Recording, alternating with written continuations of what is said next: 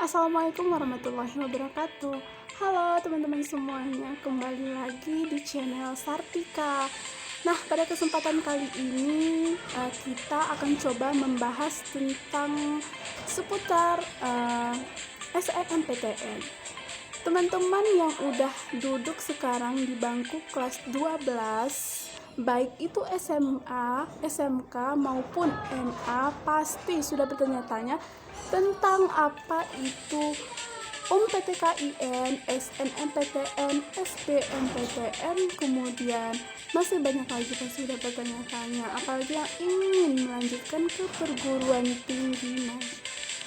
Nah, untuk itu pada video kali ini saya akan mencoba sedikit berdasarkan pengalaman yang saya hadapi, yang akan memberikan sedikit kepada teman-teman, yaitu apa itu SNMPTN. Namun sebelum lanjut, teman-teman jangan lupa like, comment, and subscribe dulu supaya tidak ketinggalan video-video selanjutnya. Oke, langsung saja, tapi jangan skip videonya, tonton sampai habis agar teman-teman tidak gagal fokus. Oke teman-teman, langsung saja. Sekarang kita akan membahas tentang SNMPTN.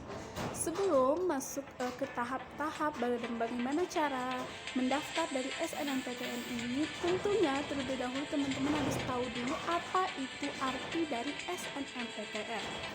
SNMPTN sendiri berarti yaitu seleksi nasional masuk perguruan tinggi, di mana kita di sini diseleksi secara nasional.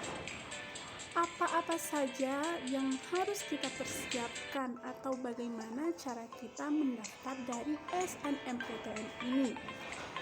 Sebelumnya, seleksi nasional masuk perguruan tinggi ini merupakan adalah jalur seleksi undangan.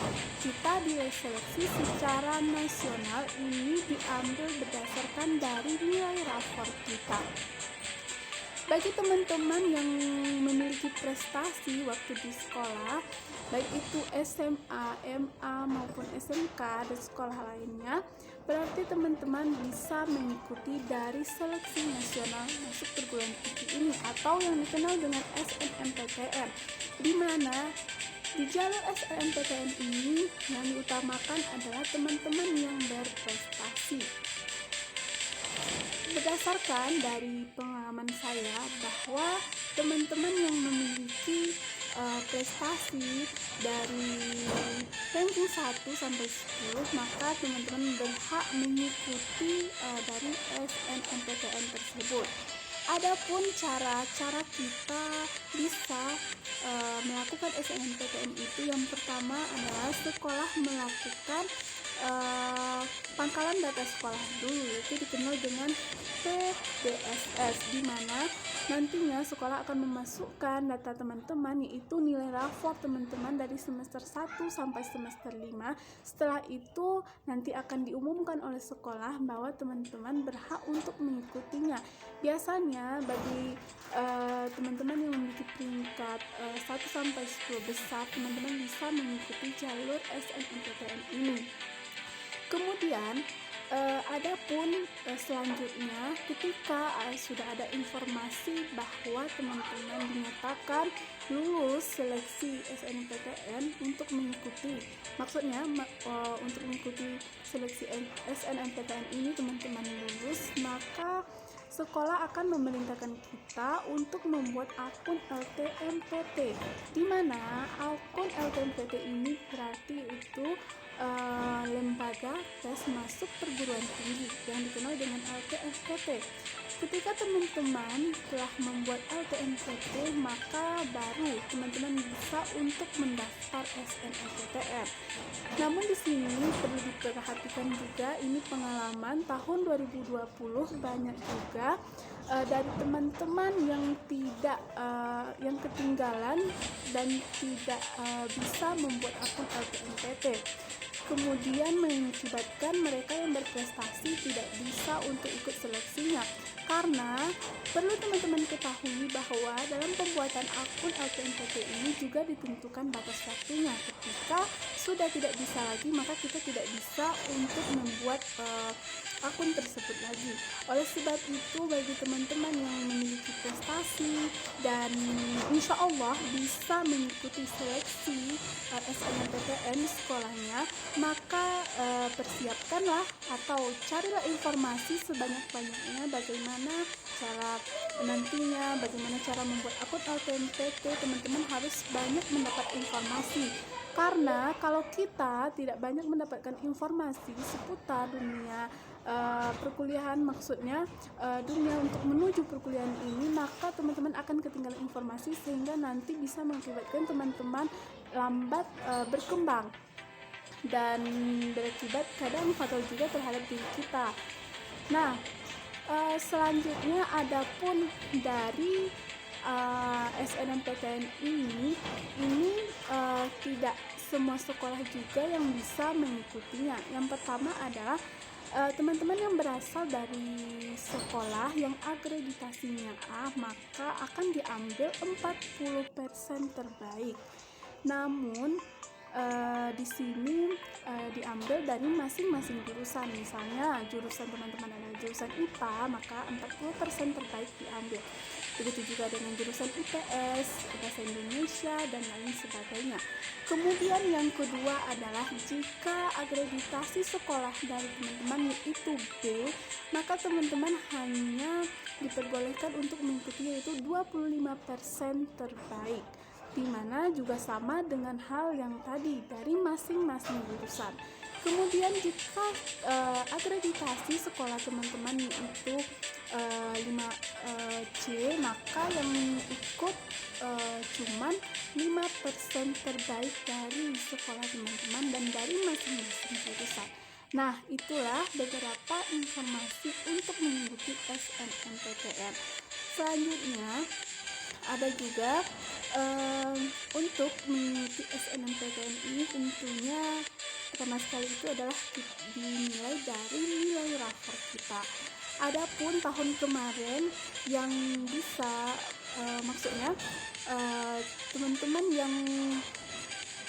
yang bisa memilih jurusan itu kita hanya diperbolehkan memilih 2 jurusan, dimana misalnya boleh 1 jurusan di masing-masing universitas, boleh 2 jurusan di 1 universitas.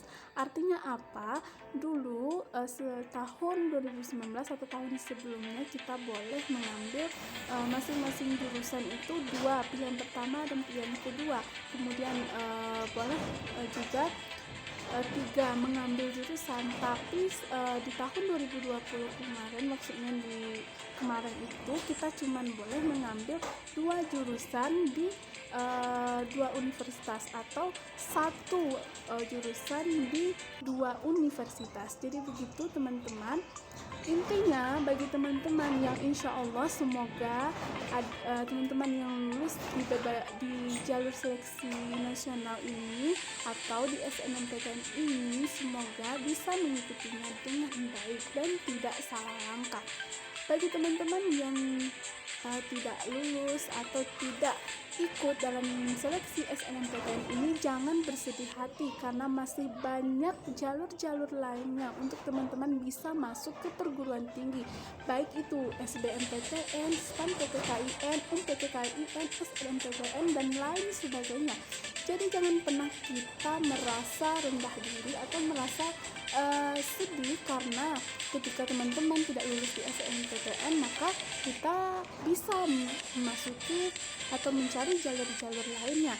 Nah, dan bagi teman-teman yang lulus misalnya yang bisa masuk ke SNMPTN, jangan kita terlalu berharap dulu. Kita harus juga bisa mempersiapkan segala sesuatu lagi, karena kemungkinan karena yang rezeki itu Allah yang atur. Kalau lulus alhamdulillah, kalau tidak tentunya kita harus mencari persiapan dan semoga bisa diterima di universitas lainnya. Jadi kemarin pengalaman banyak juga teman-teman yang dari SNMPTN yang tidak lulus padahal nilai mereka ada yang tinggi. Jadi kemungkinan tidak menutup kemungkinan bahwa kita tidak semuanya yang bisa lulus karena kita diseleksi secara nasional. Oleh karena itu kita harus mencari jalan yang lain agar nantinya kita tidak merasa sedih ketika kita tidak diterima di SN. Kemudian bagi teman-teman jangan sedih juga karena teman-teman bisa mengikuti SD dan lain sebagainya. Yang terpenting sekarang adalah tentukan tekad teman-teman, niatkan dari sekarang jurusan apa yang akan teman-teman pilih dan apa tujuan teman-teman memilih itu, kemudian apa yang harus teman lakukan sekarang agar bisa untuk meraih atau mendapatkan dari universitas yang teman-teman inginkan. Mungkin sekian dari informasi tentang SNMPTN yang dapat saya sampaikan. Mungkin pada video lainnya kita akan membahas juga tentang SBMPTN dan lain sebagainya. Mohon maaf jika ada kesalahan. Saya sudahi dengan wassalamualaikum warahmatullahi wabarakatuh.